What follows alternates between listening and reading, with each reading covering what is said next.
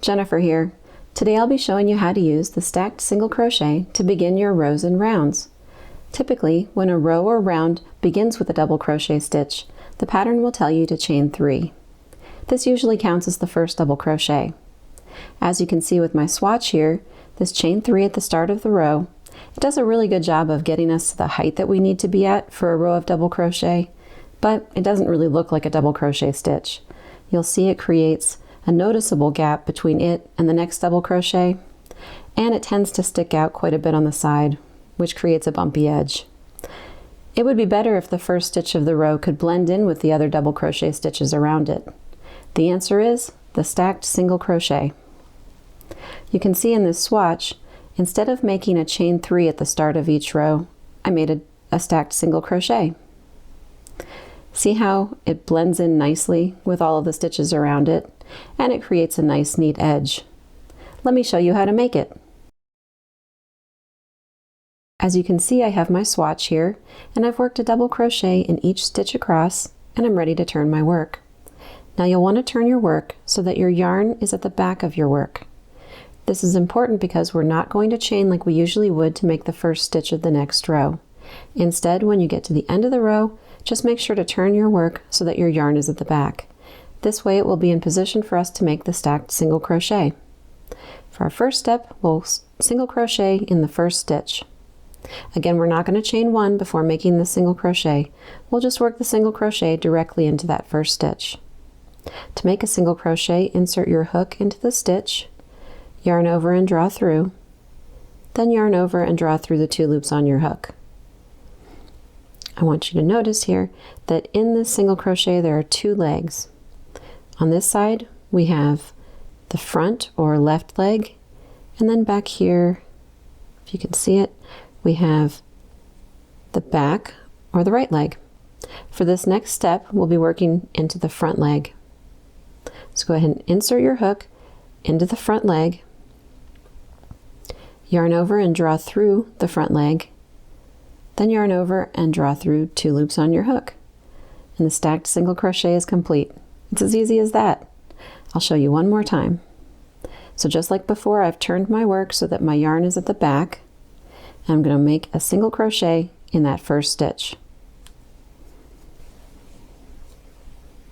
Then insert your hook into the front leg of the single crochet that we just made, yarn over and draw through, then yarn over and draw through the 2 loops on your hook to complete the stacked single crochet. You can continue to work double crochet stitches in each stitch across as you normally would, or follow your pattern, do whatever it's telling you to do. And take a look. See how that method creates a double crochet that looks a lot like the standard double crochets that are all around it? If you ever find that your stacked single crochet looks a little flimsy or loose, there is a trick that you might try. It creates a stitch that's a bit more stable. It's just a little tweak really to what we've already learned, but let me go ahead and show you how to do it. So just like before, I've turned my work so that my yarn is at the back, and we'll make a single crochet directly into that first stitch. And then also like before, we'll insert our hook into that front leg of the single crochet we just made. Then you'll rotate your work so that you can see the back. Notice how there's a vertical strand just at the back of your work here, just behind your crochet hook. Insert your hook into that vertical strand as well. See? Then yarn over and draw through both of those strands.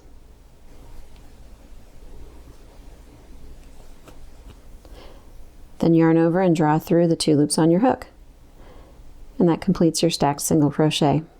Whenever I'm using a slippery yarn or I'm working with looser stitches, perhaps with a bigger hook, I tend to use this method. In those cases, I usually find that working into both strands creates a stacked single crochet that's a little cleaner and a little more sturdy. But give both methods a try and see which works best for you. Whichever method you choose, you'll want to be aware of one of the issues that folks sometimes run into with this technique. If you're not paying close attention, it can be easy to work an extra stitch into your stacked single crochets. When you get to the end of your row and you're getting ready to make the last double crochet into the stacked single crochet, just make sure that you're working into the top of the stitch. As you can see here, this is the stacked single crochet from the beginning of our previous row. You can see there's 2 loops at the top of the stitch right here. But you'll notice that right below it there are 2 more loops. This is actually the side of the stitch, and the 2 loops at the top are the ones you want to work into.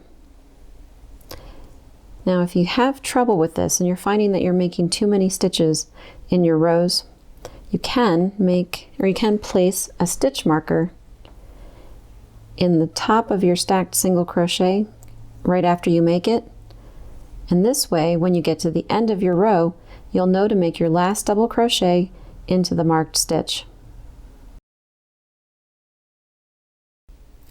You can also use a stacked single crochet to replace the chain 3 at the beginning of a round. This is especially useful when your round begins in the middle of a side, where the chain 3 might be a bit more noticeable. So you'll see this swatch that I have here. I've worked a beginning chain 3 at the start of each round. And notice how there's quite a gap between it and the next double crochet in each round.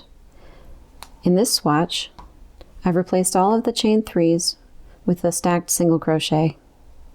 Notice how the stacked single crochets blend in nicely with all of the stitches around it. Now to make a stacked single crochet in the round is really no different than what we were doing when we were working in rows, but I'll go ahead and show you. So to begin, I'm not going to chain to make this first stitch. We'll just work directly in the first stitch of the round, which happens to be the stacked single crochet from our previous round. Insert your hook in that first stitch, yarn over and draw through, then yarn over and draw through the 2 loops on your hook to complete the single crochet.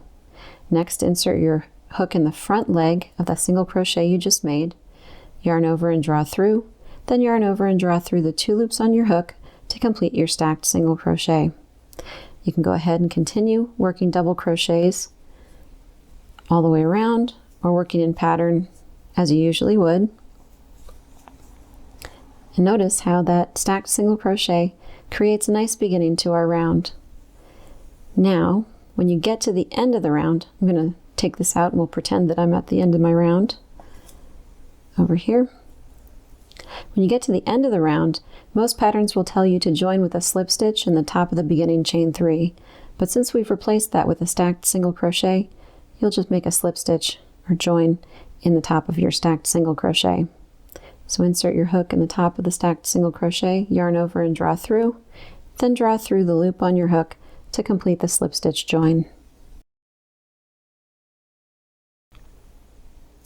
You can also use a stacked single crochet instead of 3 chains when working into a foundation chain to start your first row. Typically when you're working double crochets into a foundation chain like this, the pattern will have you skip 3 chains and work the next double crochet in the 4th chain from your hook. Those skipped chains typically count as the first double crochet in your row. But with the method I'm showing you here today, we don't need to skip any extra chains. I have 10 chains here, and I plan on having 10 double crochets in this row. In order to do that, I'm going to work my stacked single crochet in the 1st chain from my hook. Now I like to work in the back bar of my chain for my foundation row. To find that, you'll see we have the V's here that are typically associated with a chain. Just flip those over, and now you'll see the back bars, or bumps. I'm going to make my stacked single crochet in the back bar of the 1st chain from my hook. So I'll insert my hook in the back bar of that 1st chain, yarn over and draw through the chain, then yarn over and draw through 2 loops on my hook. That completes our single crochet.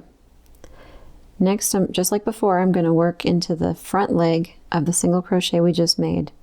I'll insert my hook in that front leg, yarn over and draw through the front leg, then yarn over and draw through 2 loops on my hook to complete our stacked single crochet.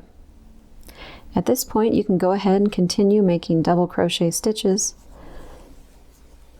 in your foundation chain, just as you normally would. And so see how this is our stacked single crochet at the start of our foundation row. See how nicely it blends in with the other stitches around it, and it creates a nice edge as well. Nice way to begin our first row. Now that you've learned how to make a stacked single crochet, I hope you enjoy using it in all of your projects to help make beautiful stitches at the start of your rows and rounds. Thanks for watching. Be sure to subscribe for more crochet techniques, tips, and tutorials, and check out the links in the video notes for more ways to find me and my patterns.